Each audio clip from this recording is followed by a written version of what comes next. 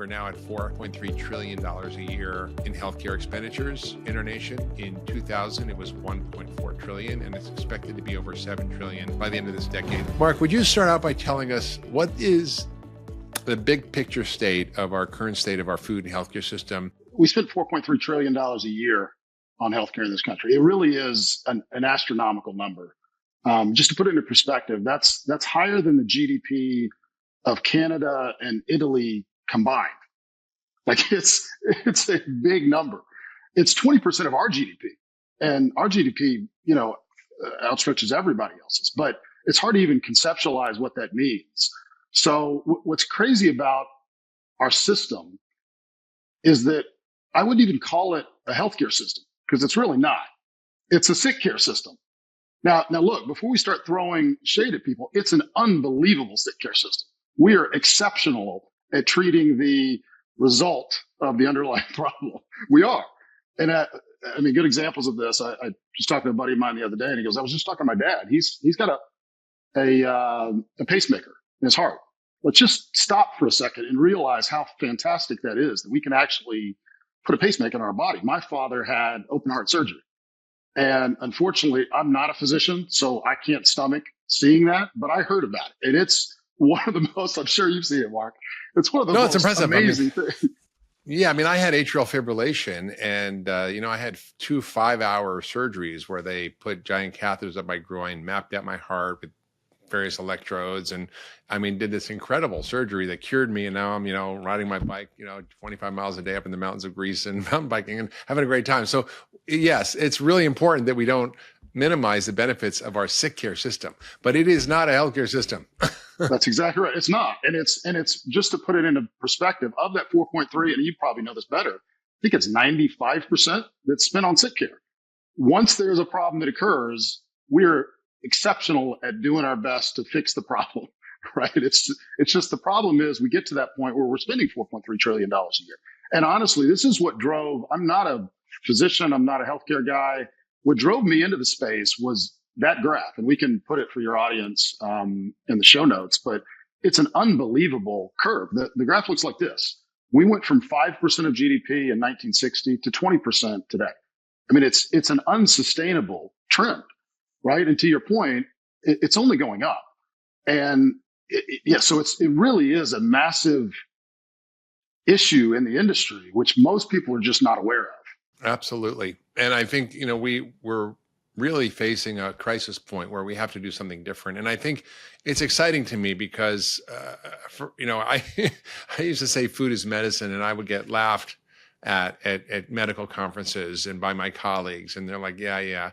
And when you have a real problem, you need real medicine. That's right. And my argument is that food is real medicine, and that it actually is more effective most of the time for chronic disease than pharmacology.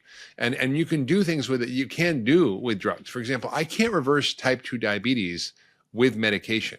There's just no way to do it. I can manage it. I can control your blood sugar, but I'm piling all kinds of pills and injections. But I can cure your diabetes, type 2 diabetes, with food and lifestyle. So it's far more powerful. Autoimmune disease, the same thing. A lot of diseases are managed, but food actually has a powerful ability to transform things when you know how to use it properly. And it's not just, how much calories you're eating, or they're eating more fruits and vegetables, or levels of carbs or fat or protein. It's really much more nuanced than that. We've really now reached a point where there's a food as medicine caucus in Congress. There's 2 food as medicine and medically heroed meals bills in Congress.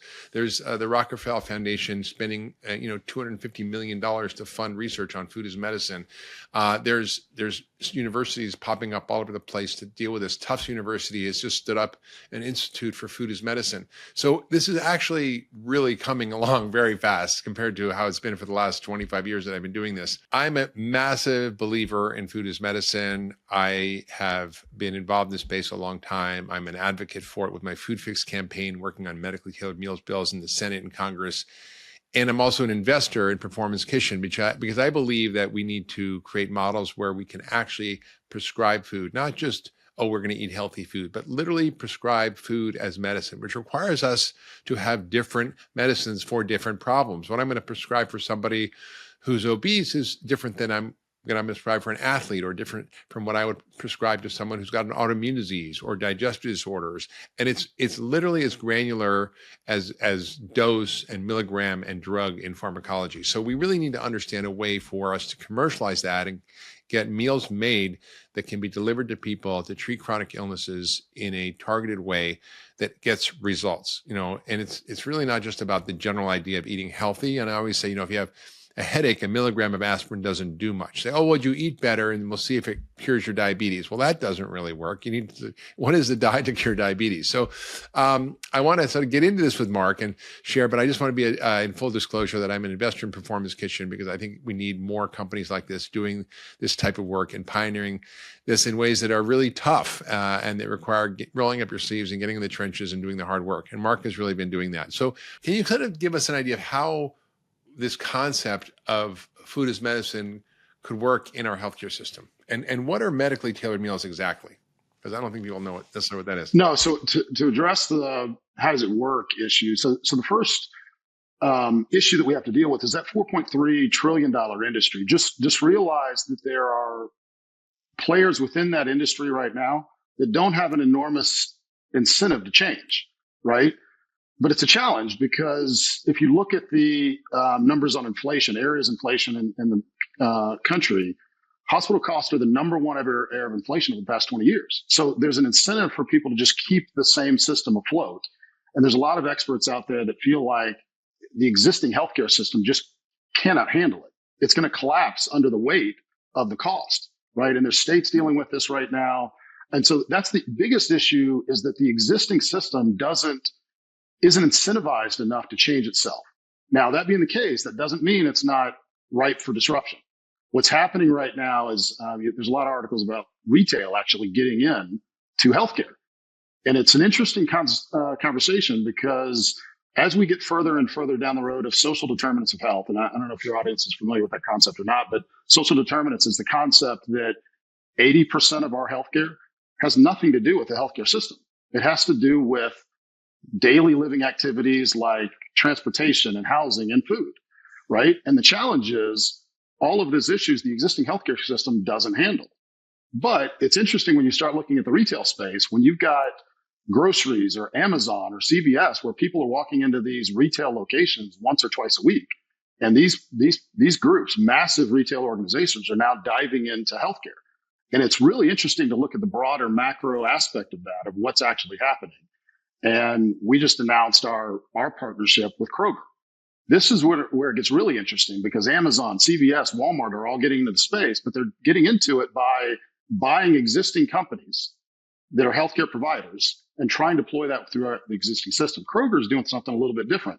They are using food as the largest traditional grocer in the nation, as a replacement and or an enhancement of existing healthcare. Now that's a really interesting move, but it's not coming from the existing system. It's coming from outside of it. So as far as, well, let me stop real quick, because I meant to do this at the beginning, but I haven't. And you said you were laughed at conferences in the past 25 years. I've got to personally thank you, because where I sit today is largely because of you, right? And I know you'd be humble about it and whatever else, but I know personally that's the case. And here's the reason why, is when I got into this space 5 years ago, as I told you, I was just looking at the math. I'm like, hold on, time out. This is unsustainable. This is going to bankrupt our country. And then I dove in and started looking at it. And where I got was, I started looking at crazy people like you. Like I was one of those doctors saying, I take that as a compliment. No, it's seriously, I read every book and I'm like, hold on, maybe he's not crazy. Maybe he actually knows something that everybody doesn't. And now that I've dove in the past 5 years, I'm absolutely convinced of it. And it's not just you, but I honestly don't think we or hundreds, if not thousands of others would be here without your advocacy over the past 25 years. So thank you for doing that.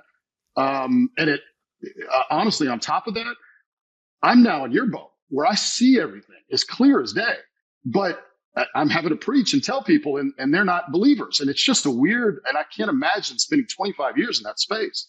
Like you said, I've got the momentum of Congress and companies now saying, what is food as medicine? What is this concept? Right? So the momentum is absolutely there. You asked another question of what is food as medicine? right? And it's an actually interesting term, and you've developed it as a healthy food concept where it can actually be applied as medicine. We actually extend that one step further and say it's not only that, but it's actually somebody else paying for it. And that we think is a crucial component of the overall equation. And one of the reasons why is, as you know, eating healthy is not easy and it's not cheap, right? And so what we started looking at is who are the beneficiaries of this? Well, obviously the individual themselves is a beneficiary. But the second highest beneficiary is the payer, the insurance company. Because if they can reduce your overall cost of care, they make a killing, especially with the numbers that we see in the data, which is for every dollar you put into healthy food, it saves about $3 in healthcare costs. So it really is a home run for the payers that get behind it. So that's why, I mean, that's a 300% return on investment. That is pretty damn good. Oh, it's right? And what's even more about that, we're not talking about $5. We're talking about $4.3 trillion that 90% of which we're talking about trillions. I mean, it really is an unbelievable concept when you start thinking about it. And so you, as a medical side, you know, all the clinical side of it, I look at it from a math standpoint. I'm like, hold on, time out. Yeah, you're a CPA. You get the numbers. The numbers. And I'm like, if this guy's even half right, this is one of the biggest industries we've ever seen. Right? It's just math. And not only that, you get the bug of helping people along the way, right? It's so true. I mean, and so tell us, you know, when people say medically tailored meals, what do they mean? I mean, there's now 2 bills in Senate and Congress that are trying to advocate for medically tailored meals and do research on it, to create a pilot to establish its efficacy. What are medically tailored meals? So just the shortest definition I can give of medically tailored meal is it is a meal that's pre-cooked, pre-prepared, designed by registered dietitians, doctors, physicians that have the clinical aspects that are necessary. And in our case, actually, from a culinary standpoint, created by professional chefs. Because again, we'll get into this in a minute, but the meals don't work if people don't voluntarily take them, right? And so that's really what it is. And we actually have some expertise as my investment group, Dugout Ventures. As you said at the beginning, I'm partnered with Hall of Fame professional athletes. And if you can imagine medically tailored meals this way, is throughout their career, the vast majority of them have professional chefs and, doctors and physicians surrounding them on how to have peak athletic performance. They oftentimes prepare their meals for them, right? That's all a medically tailored meal is. The difference is those chefs cost thousands and thousands of dollars, not hundreds of thousands. Right. The goal of medically tailored meals is actually deploy this in a system that's economically feasible, that we can get it to people that need it most at their house. And I mean, you're a physician, you've done this for years. With your experience, what would you say out of 100 people, you could actually cure 100 of them by feeding them anything you wanted? I mean, cure is a big statement, but I think, you know, we definitely can improve health for 100%. And we could cure a lot of things, you know, depending on what the root cause is. So diabetes is close to 100%, getting them to normal A1Cs. People who have, you know, severe obesity, I've reversed that, you know, so many times I can't even count. Autoimmune diseases, digestive disorders, migraines, skin disorders, mood disorders. I mean, it's pretty impressive. So it's remarkable. I mean, what I heard you say is that of 100 diabetic, and cure is probably not the right word. Let's call it reverse it. Normalize their A1C, right? Mm-hmm. It really is remarkable because what we just discovered in this thought exercise, if you have carte blanche authority over their diet, you can cure diabetes. Like it really is a remarkable statement because what that tells us in this now, here's the problem with the thought exercise is you can't do that, right? And you may be able to do it with 100, but you can't do it with 135 million that are diabetics or pre-diabetics today. And so now it becomes a bigger problem of, okay, we've got a drug, food, that's almost 100% efficacy, right? As far as improving the quality of their health outcomes, right? And here's the important part, with almost no side effects. So now you have a 100% efficacy drug with no side effects. But that also shows you the problem with this industry is you can't do that. People have to voluntarily take this drug 2-3 times a day, every day for 90 days, right? And that's where the industry really comes in is how do you voluntarily get somebody to take this medicine, which is a drug, on a voluntary basis because we've already discovered the efficacy of the drug works almost every time. So it really shows you the problem of the industry of, I mean, just think about any other pharmaceutical that has that track record. There's none of them, right? So it really is you know, what's funny about this concept is that obviously we all know the concept of food, but I'm not a doctor, so I didn't know what medicine actually was. So I actually went to the dictionary and looked it up. And it's actually fascinating when you look it up. It's a substance used to treat disease. Just think about that. Yeah, that's right. the technical definition of medicine, a substance use. So the better question is, when did we start defining medicine as what comes in a pill bottle or in a syringe, right? I mean, for thousands of years, food was the medicine. And now it's an awkward thing for us to think about that, why do you call food medicine? It's not medicine. It's food. Well, hold on. It's a substance used to treat disease. So it really is a fascinating space when you think about it, that we can ascend. I've heard payers, I mean, insurance companies, chief health officers tell me this exact statement. I believe we can cure diabetes by feeding people. So the momentum is out there. It's just a matter of how do we solve the business problem? And that's really where the issue comes in. How do we solve that? Well, I want to get into that because I think it's an interesting issue. How do we sort of break the logjam? Because, you know, there's not like a lack of data. Harvard published a whole series of papers that were a review of all the data on showing food as medicine's benefits and its economic impact, its health impact. There's lots of data looking at this. I mean, one of the pilot studies that was done by Geisinger, which I always quote, which is so compelling, which is they took food insecure diabetics who were very poorly controlled. They gave them basically a year's worth of meals, basically 2 meals a day for them and their families. I think the price was like, I don't know, 65 cents a meal. I don't know how they did that exactly, but it was healthy food. They gave them coaching support and education. And basically what they found was that in a year, is for the most poorly controlled food insecure diabetics. In a year, they found a reduction in adverse healthcare outcomes by 40%, meaning hospitalizations, heart attacks, deaths, strokes. They found a dramatic reduction in A1C at a magnitude bigger than any current medicine on the market. And more importantly, they found an 80% reduction in healthcare costs. So the average cost went from $240,000 to $48,000, which is $192,000 of savings per patient in a year. That is a dramatic savings. I mean, you think about the fact that right now, 1 in 3 Medicare dollars is for type 2 diabetes. You're talking about literally of the $1 trillion budget, $300 billion, you're seeing 80% reduction of that. You're talking about over $200+ billion in savings just from this one condition alone. So I think, when I hear this and I see this sort of disconnect between where we are from payers and health care insurers, from Medicare, Medicaid to where we have to be, it's a big gap. So can you kind of talk about a roadmap for how we get people across the finish line, how we can actually start to leverage these incredible results and the science and the data to actually make this stuff a reality for people? Because, I think many people don't know how to cook. They don't know how to shop. And it's not just giving them meals. It's like, you say you can give a man a fish and you can eat for a day. You can teach a man to fish and you can eat for a lifetime. So it's part of it's like giving them a fish right now so they're not starving and fix the problems, but then educating them actually in how to implement this on their own after. Well, so that what you just brought up is actually one of our core philosophies. So medically tailored meals are unbelievably effective, but one of the reasons they are effective is because they don't have to educate as a prerequisite to getting healthy, right? And that's a crucial component of this. However, back to the teach a man to fish concept, I'm a big believer that medically tailored meals should be a short-term intervention. They should not be a lifelong benefit for the exact reason that you described, is that they're unbelievably effective over a short period of time. But when you start becoming reliant on them, it's a different equation. So I think there is an educational component that's necessary as part of it. So in Club Hyman, you don't actually have to educate everybody. If you just feed them for 90 days, they will get better.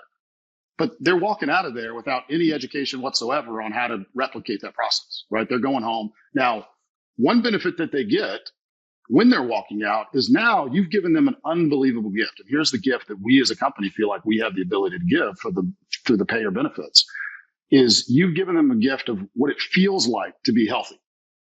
And that's a crucial part of behavioral change. And here's the reason why, is because Now you've given them their why, right? What does feeling healthy mean for you? And I mean, my personal situation, when I started eating healthy, I still remember, I was probably 2 or 3 weeks in, I was eating PK meals on a regular basis and went outside. And this is all anecdotal for each of us, but my boys were 2 and 5 at the time, and they're bouncing off the walls always all over the place. And I just felt like playing with them. I felt like bouncing off the walls with them. And it, again, for everybody that's different. Your why is different, but I still remember that. This was 4 years ago. I still remember it to this day of that's the why that it gave me. So back to the roadmaps. What I would tell you is here's the big disconnect in the industry. What I hear from almost everybody: we're believers, Mark. We're believers. We're believers. However, I need your help making the business case for it. It's so ridiculous that we can spend, let's say $113 on the war in Ukraine, or $8 trillion on COVID relief, and not, take $1 million or two or 10 or 50 or 500 to study the biggest threat to humanity right now, which is foodborne illness, meaning not salmonella, but processed food and junk food that's making us sick and accounting for 85 or more % of our healthcare costs and killing more people than anything else in history every year. And I think that's how you may move the business case forward. Is you obviously have a significant understanding of the underlying issues and you're willing to make the financial commitment, right? What we have to figure out is how to bring these people closer to the understanding of how effective this is going to be. And again, one of the challenges we have is there's no formal definition of food as medicine. There's 3 primary areas of food as medicine, which is services, groceries, and medically tailored meals.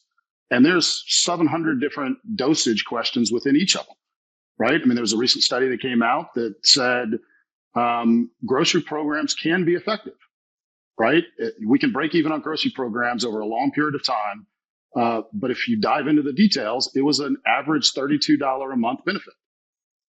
I mean, just to back up a little bit, we average about $300 to $400 a month in spending. That's about 10% of your budget spent on groceries, healthy groceries. I personally don't have a whole lot of confidence that that level of commitment into groceries is going to be all that effective, right? That's the other issue we have is how many medically tailored meals work. Some people are saying a meal a day for 5 days, right? And we'll give you the benefit over 3 weeks. Well, I don't have a whole lot of confidence that's going to work. We have other papers. It's like, well, I'm going to give you like 5 milligrams of aspirin for your headache every other week and see if that works. Well, and here's the biggest issue with that is the headline. I'm going to give you a statin, but you only get to take statin once a week, or you only get to take 1 milligram of statin instead of 80, and see how that goes for your cholesterol. I mean, the whole thing is absurd, right? Well, and that's a perfect example, because what happens after that study that's done on aspirin is a headline comes out that says aspirin doesn't work to cure headaches. And you're like, oh, slow down, hold on. Let's look at the dosage. They gave him 5 milligrams. Of course it's not going to work, right? And so that's happening a lot in the space, is that people have budgets. They want to tiptoe into the space and say, okay, I want to see if food as medicine works. I mean, we have RFPs right now that are saying this. I want to prepare a meal a day. I want to pay for a meal a day for 4 weeks. And I'm like, guys, I don't have a whole lot of confidence that supplementing their existing diet is going to work. Our philosophy is you got to replace their existing diet, because if you don't do that, then they still are eating a large portion of their diet and crap. So there's a lot of business issues with it, business questions that people have. I've largely seen that most people are believers on the clinical side. They just don't know what a proper deployment of the benefit is, right? And there's a lot of service companies that have a vested interest. There's a lot of produce companies that have a vested interest. And obviously there's medically tailored meals companies, right? So from a dosage, just a short little description of the 3 different categories. The challenge in the services side is it's largely educational. You're trying to coach somebody, teach somebody into better health. And behavioral change is hard. By the way, I quote you all the time on this and say, look, we're talking about food. Mark Hyman talks about this study. I'm going to ask you about it today because it's the sugar study. I'm like, he quotes a study that says that you can get rats off of cocaine by feeding them sugar, right? I mean, yeah. So they'll tend to go for the sugar over the cocaine. If they're already hooked up to a cocaine IV and they can hit it and give them as much cocaine as they want, they'll always change over and get the sugar. And even when they put them in electric shock cages, they'll shock them until they're basically dead, and they'll keep eating the sugar, which is basically, when you think about it, what happens to people. They don't go from like normal 150 pounds to 400 pounds overnight. It's like this slow thing, even while they're health is degrading, they can't stop. Well, and that really is the issue, is that we're trying to educate them into better health. And the challenge is that's just not how people change behavior. People change behavior by having experience with the why of why do they need to change their health. And so groceries go a little bit further, right? Now, assuming we have Club Hyman and people come in and you say, okay, here's $30 of groceries a month. Good luck. No cook, no chef, no anything. I don't know what the results are going to be, right?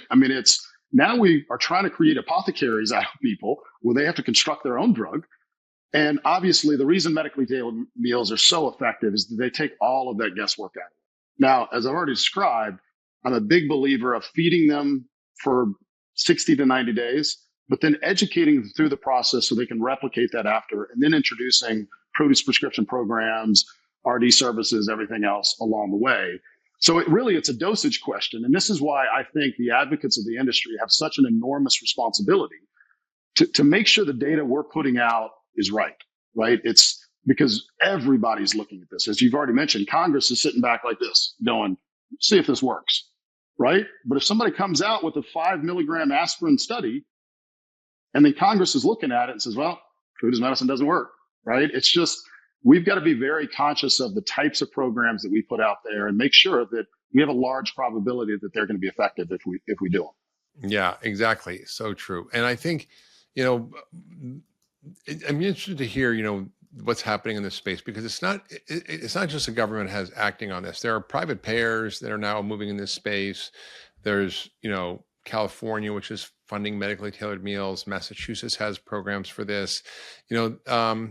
It's actually starting to happen. And can you talk about what's actually happening now, what the positive signs are, and what the pitfalls are? Because, like I said, if we don't do it right, if we don't actually, it's like when the patient comes in and they're, overweight, and the doctor goes, well, just eat better and exercise more, eat less, exercise more. And they come back a month later, go, it didn't work, doctor.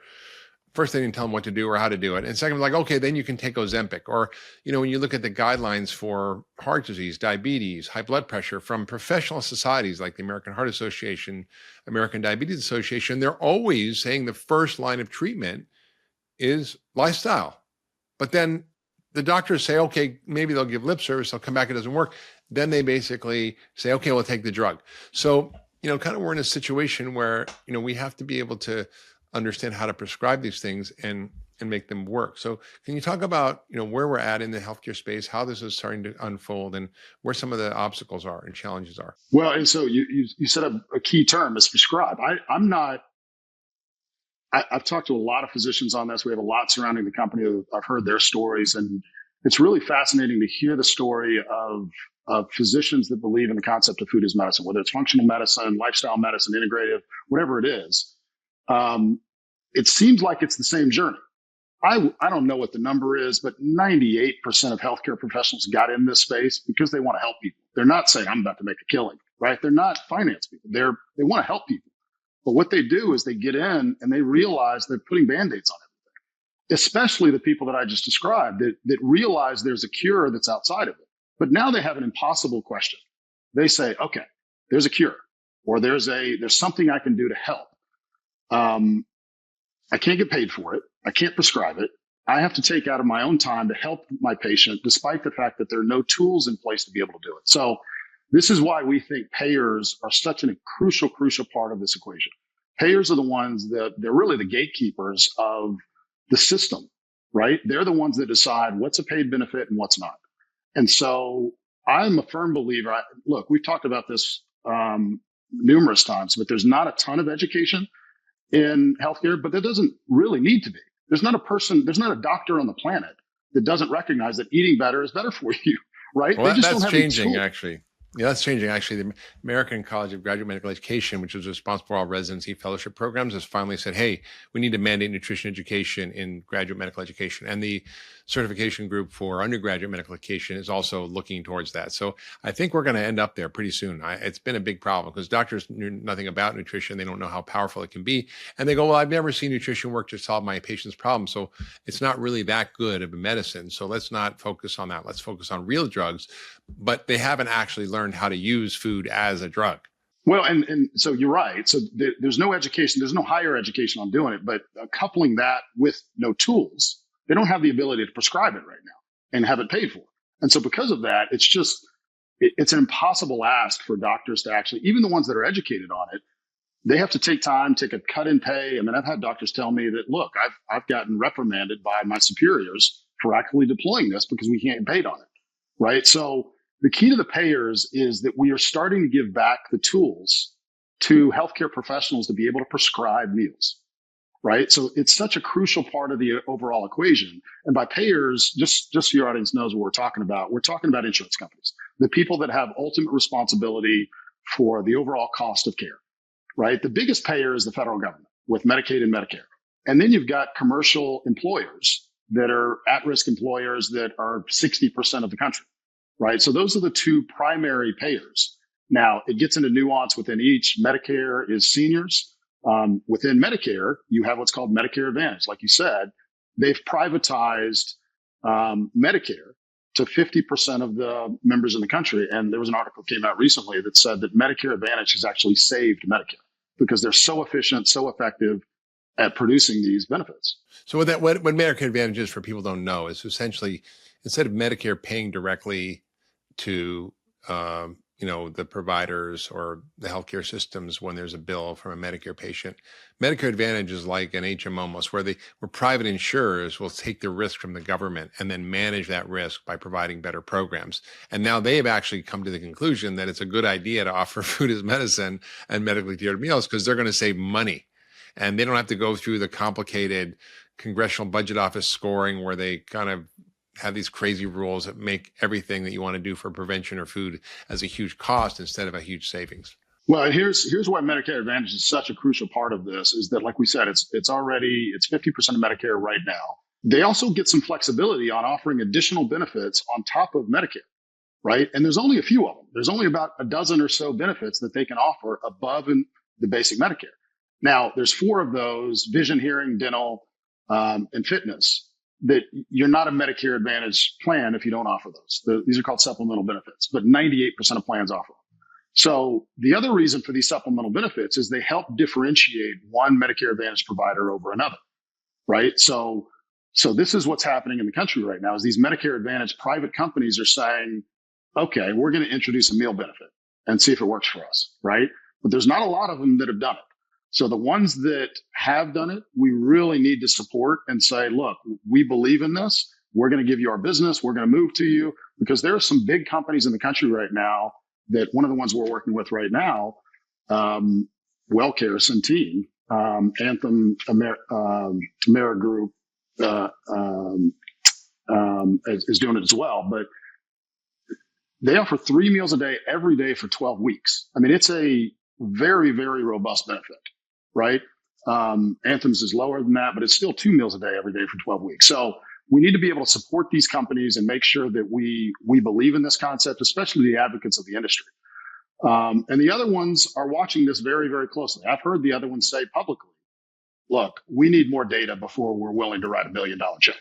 Right? And so they're kind of on the fence right now. But there are some that have introduced benefits and said, we're going to introduce this because we believe in it. So this is where we're at in the country right now, is that there are literally millions of people nationwide that qualify for a true chronic meal intervention. If you have diabetes, heart disease, some will even pay for prediabetes, that you call your customer service of your Medicare Advantage plan and say, I'd like my meal benefit. And we will ship the meals to you. I mean, it really is that easy. And it's really a remarkable position that the country is in right now. And again, I can't even imagine what that sounds like to you after 25 years of advocacy in the space. But literally, you as a physician, if your patient has the benefit, can say, prescribe Performance Kitchen Chronic Meal Program. Done. And we ship the meals to the patient. And I mean, it really is that easy, right? And so part of this is just an education that these benefits are currently out there, right? And this is not just in Medicare Advantage. Medicaid is the same thing. The federal government also outsources the management of Medicaid to states. So states each manage their own Medicaid programs. As you mentioned, the state of California is one of the biggest. Massachusetts, New York, New Jersey. There's a lot of states that are now, the technical term is what's called an 1115 waiver, where a state goes to the federal government and says, we want to implement a food program. And the federal government says, sure, here's the guidelines, blah, blah, blah. And so these are all coming. And here's the third one is what I've already mentioned, the payer of commercial employers. So as I've discussed our partnership with Kroger is the sixth largest employer in the nation. And they are implementing an employee program to actually try to get their employees healthier. They have 500,000 employees currently. So this is moving across the board right now, and people are starting to get wind of the fact that, hold on, but where we're at, and just so you know, Mark, the vast majority of people are stepping their toe in the water saying, let's try 100 people first and see if it works, right? They're not willing to write the $1 billion check first. What they want to do is test it out and make sure this crazy Mark Hyman is right. And what we'll find out is, oh, I guess he was. And you're going to be like, after 25 years, you're going to say, I told you guys so, right? I take the crazy as a compliment. It's 100% meant to be that, because the reason I say it with such affection is that I feel it now. I feel the advocacy that you and others like you have put in for decades, but I also feel the scorn of everybody else saying like, that's not going to work. We need to this drug. I mean, the Ozempic and Wegovy are perfect examples, right? So yeah, I couldn't say it with more respect and admiration of the challenges and the fight that you have put in over 25 years. But it is finally here. It really is an exciting time in the country where all three major payers are now implementing these benefits. But like I said, we got to make sure we do it right.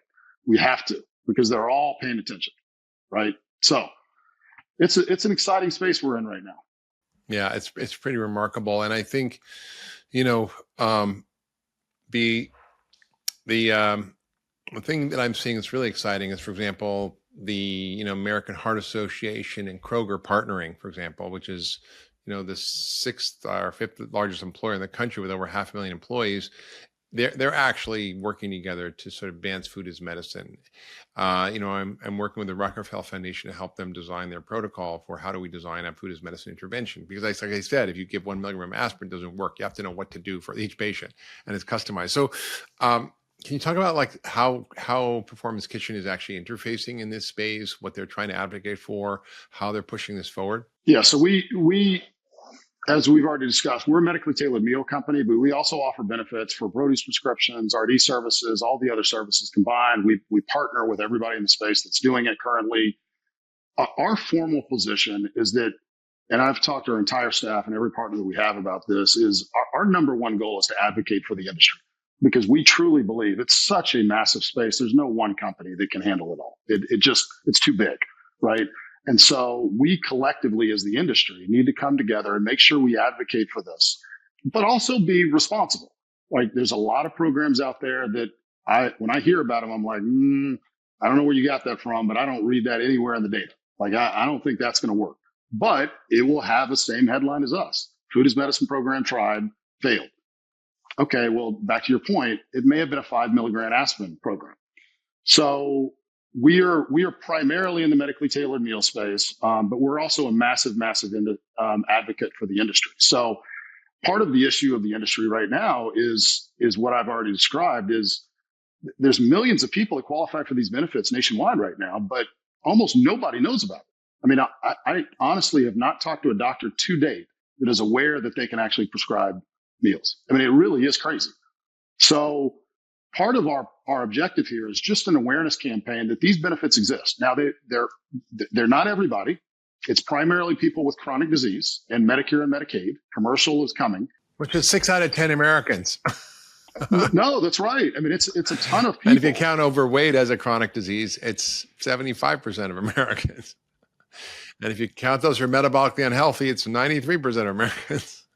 And that's really where the key is some of the payers, when I say payers, the private payers will introduce a benefit and say, we're only going to pay for 2 meals a day for 10 days and only for diabetics, which, okay, but I don't have a whole lot of confidence that's going to work. Other payers say, we're going to give you a 30-day benefit, but it's only for ESRD.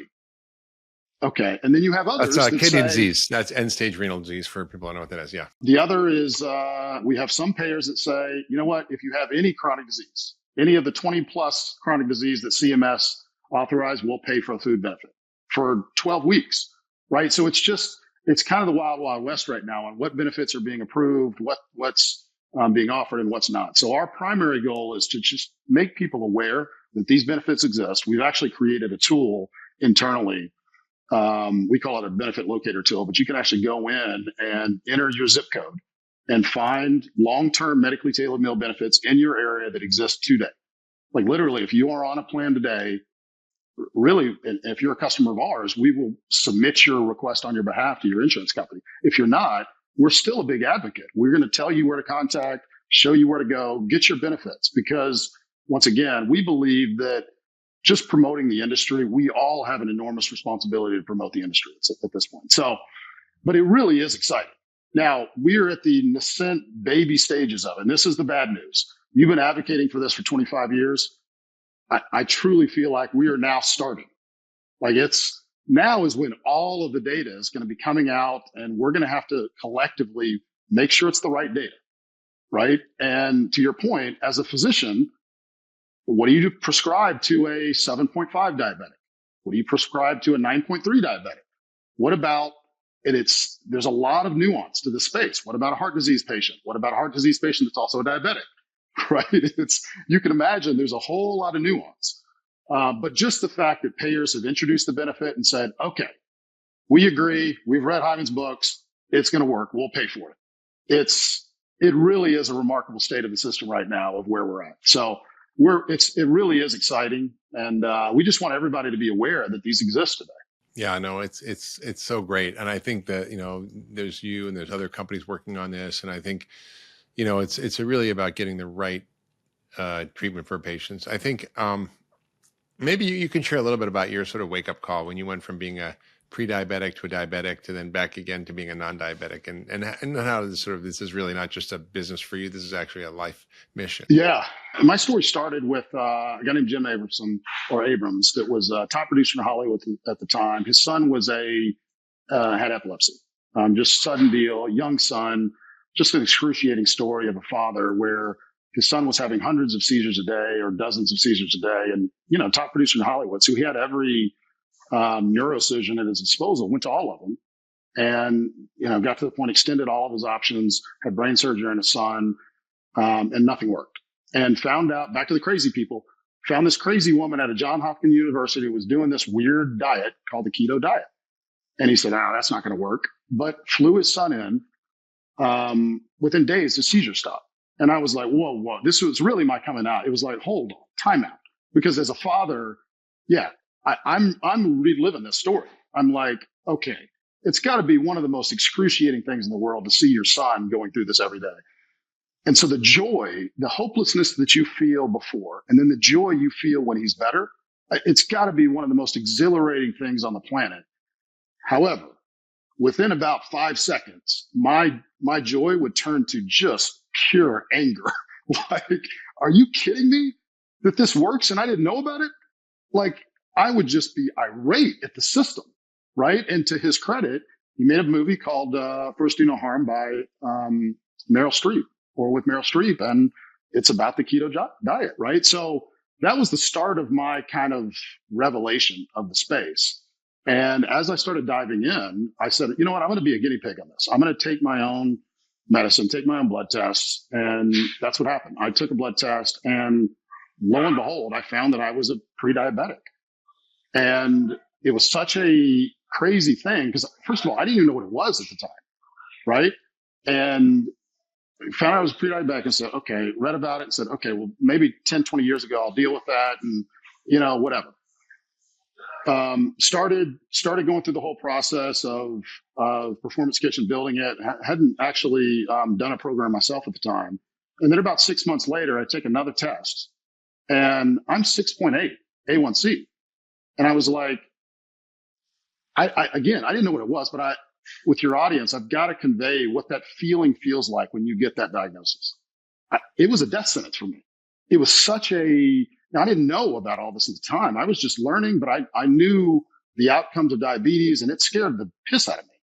But then it became real to me. It became real of, okay, I'm immediately going on a program.